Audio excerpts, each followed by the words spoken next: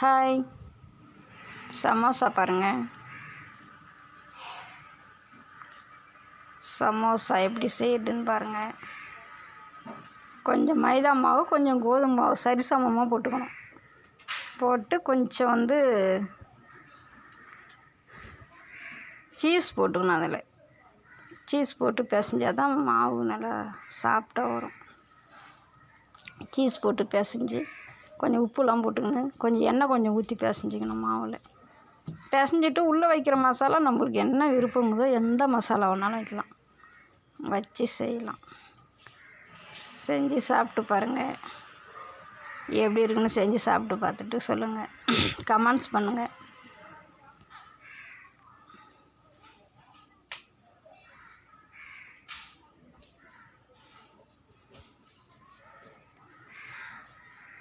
பாய்.